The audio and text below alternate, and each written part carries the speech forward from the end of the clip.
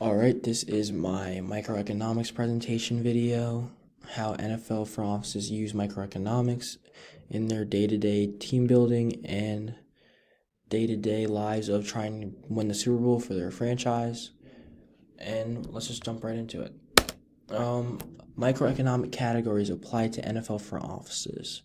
So from a player contract standpoint, there's budget constraints, opportunity cost is used, incentives are used, from a general resource allocation perspective or standpoint, you have scarcity, you have a cost-benefit analysis that all teams have to use, and some cost fallacy. All of these concepts we have learned in class this semester, and this just shows that in a job like being part of an NFL front office, you're still using these basic microeconomic categories and concepts. Starting off with scarcity, unlike baseball, there is a hard salary cap in the NFL, and because resources are scarce, you have to have a GM and a front office staff that understands salary cap management. So obviously there's a limit on amount teams can spend on players, and these teams must balance big contracts and their debt pieces that they sign. Scarcity strategy. So because of resources being so scarce in the NFL, you have to build a strategy on how you want to invest these allocations of draft picks and money into your team. And an example of a scarcity strategy is making heavy investments into positions with heavy positional value or great impact.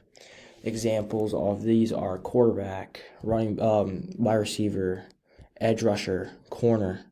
You see all these positions get the highest paid contracts every free agency. Every extension you see is a quarterback making a huge amount of money or edge rusher making a huge amount of money compared to, your running backs, your interior defensive linemen, and your inside linebackers and safeties who are making far less. And with this, you're not just getting the same strategy over and over again from every team. Some teams like to zig, some teams like to zag. For example, I'm a Ravens fan. The Ravens, they went into the 2022 draft needing wide receiver. Everyone expected them to pick a wide receiver with their first pick. They picked a safety. Their second pick, they picked a center. They have two All-Pros at those positions. They have two of the best players at their positions. And so instead of going with the strategy that everyone else is using, the Ravens went and they got cheaper players at positions that are considered less valuable. Why scarcity matters in the NFL. Team building in the NFL is hard, especially with the salary cap. Knowing that resources are scarce makes every decision that much more important. And then also knowing positional value will allow teams to allocate resources in a manner that benefits their team. Moving on to cost-benefit analysis. Front offices have to assess the cost-to-benefit ratio of making transactions, just a marginal benefit for each move that they make or don't make. Things that they have to assess include investing into short-term or long-term success, prioritizing resources such as cap space and draft capital, and last thing is the risk of acquiring players. So, breaking down these bullet points, investing into short-term or long-term success is just basically, do we want to make this move to acquire this player that's going to help us win now, and maybe in the process of doing that having to give up draft picks or cap space that it will help us in the future? And then, or same thing with long-term, do we want to trade away this player that's going to help us win more games now, but we don't have a good enough team, so we want to get picks to help our future. Prioritizing resources, every GM is prioritizing cap space and draft capital, and then the risk of acquired players, the marginal benefit of acquiring players, whether it be age, medical history, how they played last year, how they played in the prior years before, how they can be a team fit, how are they as a leader in the locker room. All of this is just a cost benefit ratio, and then that teams have to make and analyze into wanting to sign a player, draft a player, trade for a player. And an example of this is the Rams going all in for a Super Bowl versus the Ravens' approach of trying to compete every year. The Rams going all in, including trading for Matthew Stafford.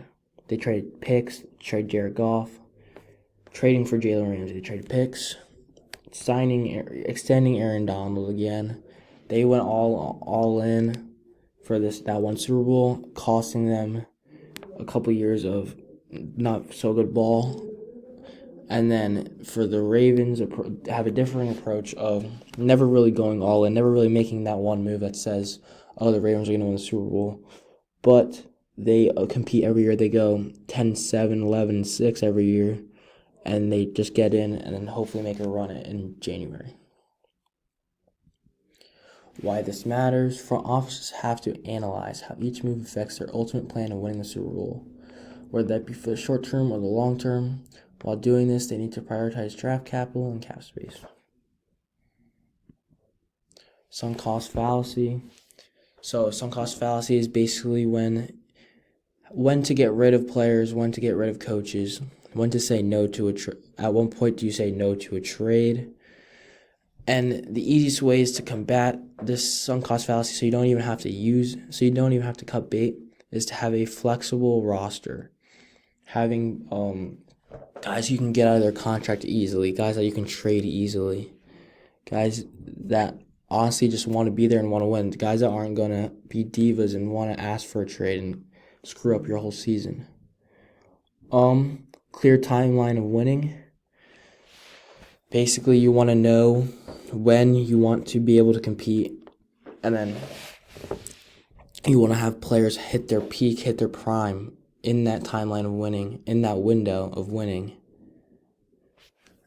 And that's huge for sunk cost fallacy, because if you're getting players who aren't going to be in their prime at their best, playing their best during that timeline of winning, then you probably want to cut them or trade them while their value is still high. And then I think most importantly, the recognition of trends and patterns throughout the league.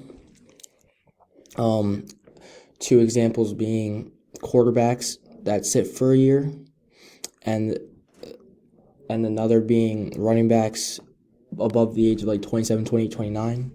Quarterbacks that sit for a year are just usually better. They're more accustomed to the speed of the game and all those things, all the intangible things. And then running backs, not paying a running back on their second or third contract, because they're going to start to slow down, as most do in the league. And then an example of some cost fallacy being used in the NFL, you got Blake Bortles and the Jaguars, when the Jaguars cut him. Another one would be Zach Wilson recently. Zach Wilson getting cut by the Jets after being the number 2 pick, and just getting out early before he can lose you the next game. Why this matters: teams have to know when it's time to realize that they made a mistake and cut bait and move on as quickly as possible. Budget constraints and opportunity cost. Salary cap is obviously a budget constraint. Roster size, you only get 53 players, 16 practice squad players, and you want to maximize every spot on that roster. Draft capital, obviously, you don't have, again, resources are scarce. You don't have every asset in the league. The opportunity cost comes in when you're making actual decisions. When you're signing high-priced free agents, the opportunity cost is using that salary cap to sign lower-level free agents that will round out your depth, or extending that one player that deserves an extension on your team. The other case is trading.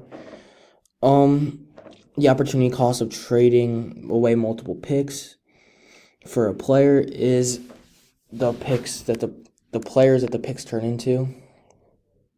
How you could have maybe gone after a few more holes in your team and instead used all of that draft capital on a player.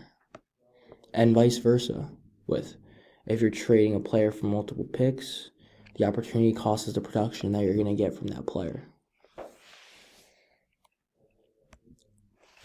Why this matters: teams have to know how to balance their roster out through the draft, free agency, and trades. There are limited roster spaces, and teams want to maximize every spot on the roster. And that's very important, getting the 53 best guys on your team that you possibly can. And obviously, that's going to help you win the Super Bowl or help you be a successful football team. Incentives are a big part. Performance-based incentives, contract structure incentives like void years, signing bonuses, guaranteed money. And the example here is the Ravens gave Odell Beckham a performance incentive on his contract last year.